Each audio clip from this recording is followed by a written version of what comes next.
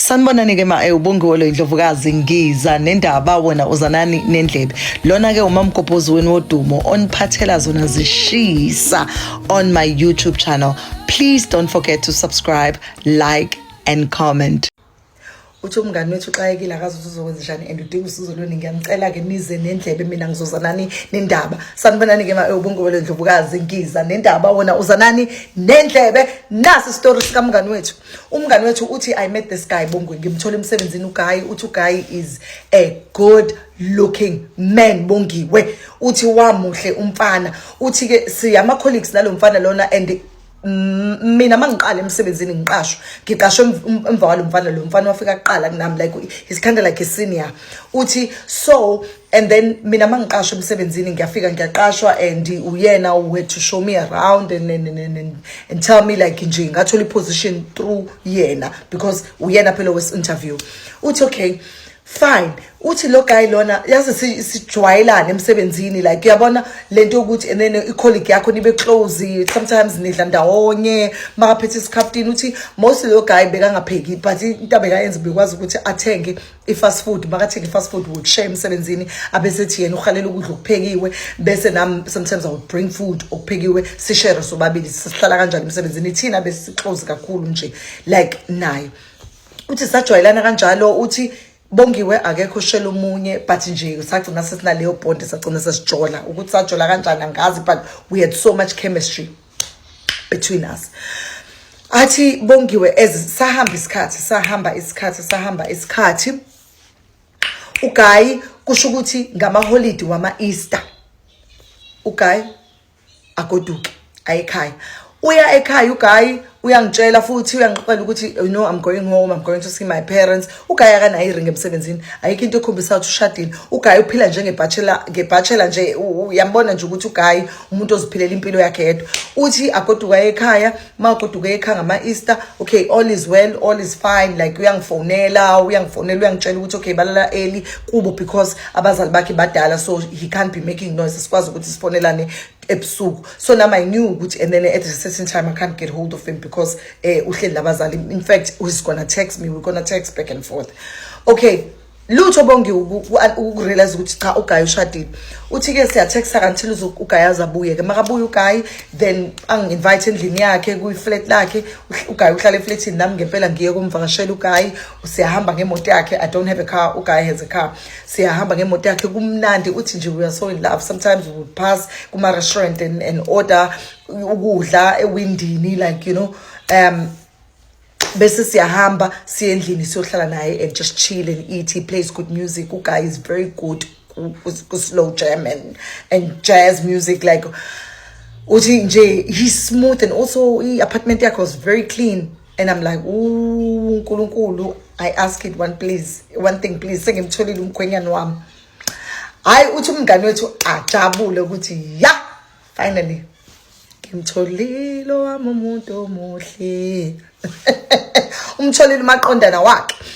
Uthi ugeli until uGuy nje bakwipillow talk bayilalela empedeni and uGuy abese yamcela ukuthi enene ucela ukuthi ufuna ukuthi manje amshade ufuna ukuthi do things right by her kwashamananga. Uthi hayi bonke still namanje ayikho into esolusayo ukuthi my Guy unjani unonkosikazi.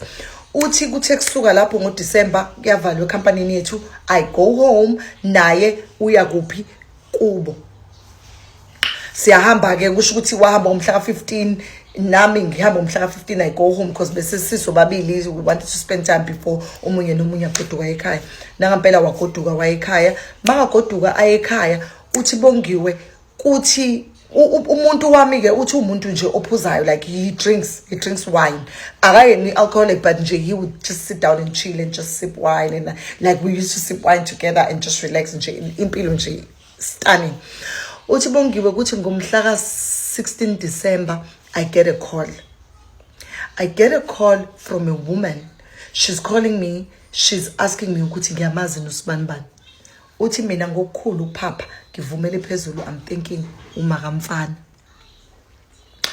Uthi eyene ngiyamazi colleague yamsebenza naye and we also in a relationship with Bongiwe ngisho with like just so innocent because ngicabanga ukuthi indoda yami like abesethu ugeli on the other side athi, do you know that unonkosikazi lowo nabantwana abathathu?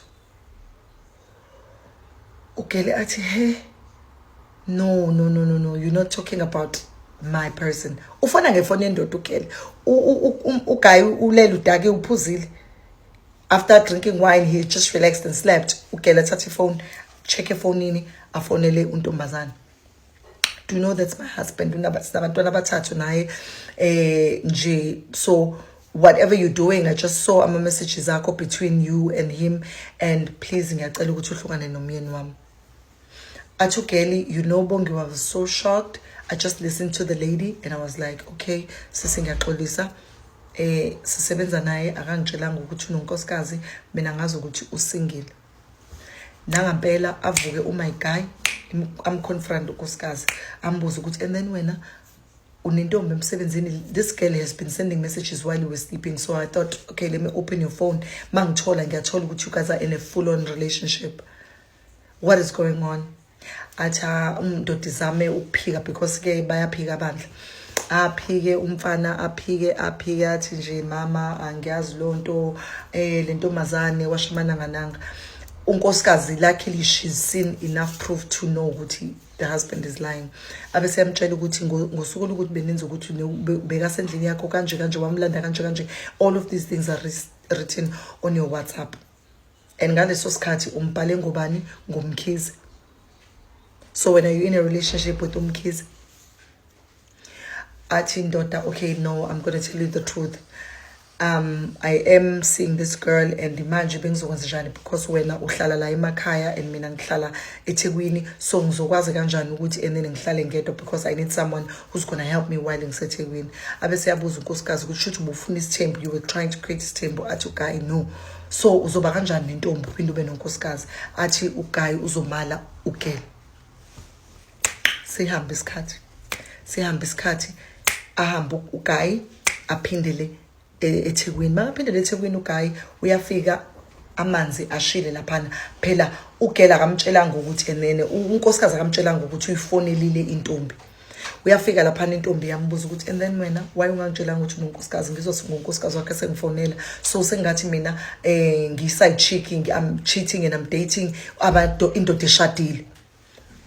Athi cha, angikwazanga ukutshela ngoba bengazi ukuthi ngeke uzongiqome mangitshela. And also unkosikazi wami, we having issues, and those issues they are leading us to divorce. Bese ngifuna ukumdivorce vele, so ngiyamyeka, just ngifuna ukushada wena njengoba bese ngitshelile ukuthi asilungiselele ukuthi ngihambe ngiyovela kini. Intombazana uthi, yo, I was very naive Bongiwe, ngimbelieve umfana. Uthi ngimkholelwe kumfana for being naive ke nje ngoba phela vele ngiyamthanda, futhi nakhona ke vele sengifole deep in love, ngiyamthanda ngempela. Uthi sihambe isikhathi, and then umfana nje ulokhu engikhombisa, kanti unkosikazi ngale is preparing i-lawyer, ufuna ukuthumela ama divorce papers.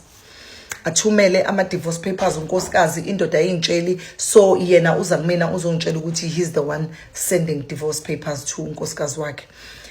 Awasayine indoda, ngalesikhathi wasayina he's busy ngala begging unkosikazi ukuthi and then akafuni ukuhlukana naye nje. He's doing all of that, uyancenga ukuthi what about ingane, why sizohlukana, le ntombazane lena ngihlala nayo bengitshola nale eThekwini sengihlukene nayo, and why ungishiya? Athi ugeli, athi unkosikazi, because sasithembisene ukuthi angeke uzocheat, and you made a promise to me ukuthi you will never cheat and you will never have a woman, and also you will never lie to me, but it's taken you this long to lie to me because you've been dating this woman for 2 years without me finding out. And because why? Unqambela manga. Athi umfana, ya, but kuneyingane asingahlukani. Uyamncenga unkosikazi, unkosikazi adile nama lawyers. Alright, unkosikazi, she comes from a well-off family, a divorce nendoda. Indoda wasayina amaphepha, maye wasayina amaphepha ikhombise i-girlfriend ukuthi yabo sesidivorceile, i-acting ngathi iyo divorce unkosikazi. On the other side, uguy is still begging the wife ukuthi, and then they need to fix umshado wabo, and they also need to fix things. Uyazo part 2 khona uzozuthi umkhulu ukuthi wenzani. Uthi ke Bongiwe, adivorce nami ngijabule ukuthi okay you was telling the truth kusho ukuthi ngempela ubefuna ukudivorce akamfuni ngempela umfazi wakhe nangempela uGuy kuthe within the end of that year wagoduka wayekhaya wayolobola wayovela ekhaya and I was shocked ukuthi my guy didn't come with his family, he came with his friends. Wahamba wayolobola wahamba wawo nje kwalunga ekhaya. Mangimbuza ukuthi why abazali bakhe bengezi and when am I going to meet his parents, athi uGuy uzoba meet when the time is right. Okwamanje they still dealing with the fact that mina nonkosikazi wami sihlukene and they loved my wife so much, so we need to lie low for now up until kuze kugcine sengibatshelile abazali bami uthi nangempela I relax Bongiwe ngazitshela ukuthi okay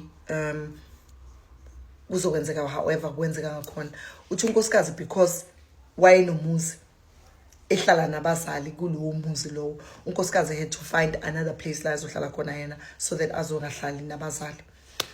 Uthi wamtshela ukuthi okay uzoshiya lo muzi lo kwakumuzi wabo still with the husband uzoshiya lo muzi lo but so that abazali bakhe bamfana bezoqhubeka behlale la but yet she needs to find another place with abantwana bakhe because she can't stay nabazali bendoda sehlukene nayo.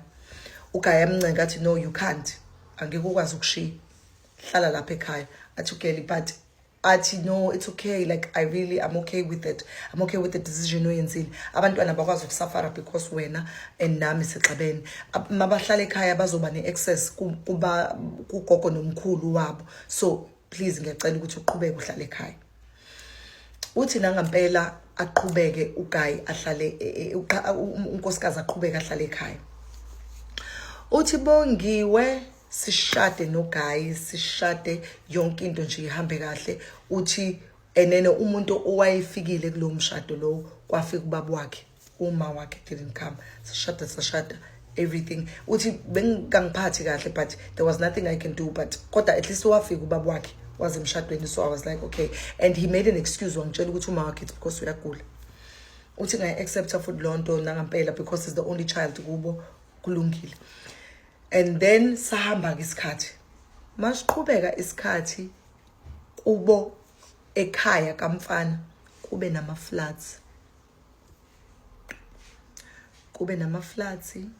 idilike indlu yamntombazana yamakoti le ehlala umakoti nabazali. Uthi ngaleso sikhathi mina angazi ukuthi enene kwenzekani umfana uyeza uyabuya usisemsebenzini ngimbona ukuthi umfana akhe correct ngimbuza ukuthi ayi okay athi enene there's something that he needs to tell me uyangitshela umfana ukuthi indlidilikile yabazali la kuhlala khona abazali bakhe and the ex-wife was there. Ngithi mina your ex-wife was there the whole time athi yeah because uneyingane zami bengekho la bengizomxosha khona bengekho la ngizomusa khona. Uthi girl ngi-understand of course uneyingane athi but bengekwazi ukuthi ahlale agodukaye kubo athi no she couldn't iy'ngane zami I wanted my kids to stay with my parents because my parents were playing a role enkulu ey'nganeni zami so I wanted my kids to stay with my parents. Athi unkosikazi yo abasithi so what's the reason of you telling me athi ndoda ngikutshelela ukuthi enene namhlanje unkosikazi wami noma wami nobaba bayeza nezingane beza la eThekwini they will stay with us up until ngize ngilungise indle emakhaya. Uthi indoda yanginganika ke chance nokuthi ngize ngicabangisise lento abatshela nje ukuthi bayeza basendleleni as we speak bazofika kusasa la. So uthi bafike laba bantu laba uthi Bongiwe like ngakusasa ekseni I started preparing ukuthi unkosikazi uzohlala nezingane kwelinye ikamero uzohlala abazali bakhe nangempela uma kafika unkosikazi is such a chill lady uyambona nje ukuthi nje akafuni ukuthi azahlale lana ubuke ngathi nje unkosikazi nje was well off nje umuntu alright. Uthi and then the parents nabo bezohlala la okay sihlale usuku lokuqala uthi ku awkward so awkward in the house uthi ku awkward and it's so uncomfortable. Uthi ngimbuze my guy masifika emsebenzini ukuthi hayi bo guy ngeke sikwazi phela ukuthi sihlale nabazali kanye ne-ex-wife yakho sizokwenza njani. Athi guy but enkosi uma weyingane zami lona so ngaleyo ndlela uzama ukuthini uzama ukuthi ingane zami ngiyikhiphe zohlala emgaqweni. Athi no you can figure out something else ukuthi unkosikazi ahlale nezingane in a space where it's safe but we can't ukuthi sihlale nabo bonke la endlini. athi-ke angikwazi ukuthi iy'ngane zami zibe senkingeni because right now everybody's stressed, kunama-floods, kudilikile indlu, ayikho into esizoyenza. Uthi babuye emsebenzini, bababuye emsebenzini, ugeli uphekile, bahleli nje bayifamily uyabona, umamezala wabo kanye nobaba ney'ngane kuhleliwe nje ba-relaxed, bangene. Uthi mabangena nje kube ne-tension ekhona endlini, uyabona nje ukuthi enene it's really uncomfortable. Abesethi uGayi uzohamba ahambe nobaba wakhe, uyahamba uyothenga izinto zabantwana abazozidla because la endlini ayikho igrocery. Uthi ugeli bese ngisale nonkosikazi, ngisale noMahamfana. Masele lana uthi uMahamfana uyambona nje ukuthi ngathi ready to talk, ukwatile. Uthi bese ethi umama, how wena kanti lona owaphula umuzi wengane yami nomakoti. Uthi athi usisi kanjani manje ukhuluma ngani ma? Uthi lazi ngizwe la ngishaya uvalo but angazi ukuthi ukhuluma ngani. Athi wena phela ithombe zakho umakoti wangikhombisa zona ngesikhathi ekhuluma nomfana wami, ngesikhathi esho ukuthi enene wena ujola nengane yami. So uyazi ukuthi uhlukanise umuzi, ingane inabantwana abathathu, wena uhlukanise umuzi. Uthi yazi ngivele ngibona mama ayikho into engizoyisho ezomenza ukuthi abe pleased. Uthi ngavele ngathi ngiyaxolisa mangangazi kahlangana nendodana yakho emsebenzini ingangitshelanga ukuthi ishadile. Uthi pho masutholile ukuthi ushadile awuyishiya ngangani. Athish, you know Bongo, I couldn't explain myself to kumama because I knew ukuthi there was this lady here ekhona la. Usho bese ugeli bese uthi bese ngiyamphendula Bongo ngimtshela ukuthi even though I couldn't explain myself bese ngiyamtshela ukuthi but akuyena umkhwenyana wami wathini. Uthi bese noma kune tension ngibona ukuthi ngine tension la endlini bese ngiyamphendula uma ngithi mina ma uyena wasithathela i-decision ukuthi adivorce unkosikazi wakhe. It wasn't me. Mina wangitshela ukuthi vele sebezohlukana akasamthandi washimana kananga.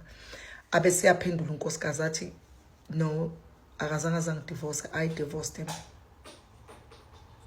Uthi ambheka athi ha, athi yes mina wamdivorce because we made a promise ukuthi angeke aza cheat. When he cheated he broke umshado wethu, so I divorced him. Uthi abese yathula lo sisi. Uthi by the time indoda ibuya endlini nobaba wayo kanye nezingane kune tension enzima kabi. Uthi manje Bongo ngiyabona ukuthi angeke ngikwazi ukuhlala nonkosikazi wakhe, i-ex-wife yakhe, and also because actually I'm the reason why they are divorced. Uthi ngiyacela ukuthi ningibonise ukuthi ngenze njani na indoda ingibhedela ngihleli nonkosikazi wayo la i-ex-wife yayo nabazali bayo. What should I do in order for them ukuthi baphume bahambe bayohlala kwenye indawo? Because I won't be able to do this. Ngiyabona ukuthi shuthi sizophila impilo embi the whole time. Ngiyacela ke nimbonise umngane wethu because i-ex-wife ihleli la nomamezala nawo konke. Uthi I don't know, uthi laba bantu laba it's like uhleli nabantu you don't even know what abacabangana ekhanda. Malokhu angincinza angaphansi kwejacket. Oh guys, kuningi. Okay ke please ngicela nimbonise umngane wethu ukuthi enze njani nje because usenkingeni. Don't forget to subscribe on my YouTube channel. Please follow me Ubongo Ndlovukazi Sikhokho Sensodumo and ningithumelele itori. Yes, ngicela ningithumelele itori zenu futhi. Sengiyazidinga eziningi futhi ezinye. Ngicela ningithumelele itori zenu because if ningaxoxe kungabi mina okhipha indaba ezisesifubeni sakho ubani omunye uzoxoxela because mina ngiyakhiphela indaba zakho ongafuna abantu bazazi ukuthi ezakho. Ngiyantanda ke hore nezwa bangane emakhaya. Ngiyantanda kakhulu. Don't forget to subscribe on my YouTube channel. Like I said, like, comment and share. Mawulalela story uyakhomenta, usilike bese uyashare ukuthi wonke umuntu asibone. Right? Yebo phela nami ngihola kanjalo baba yini mwa.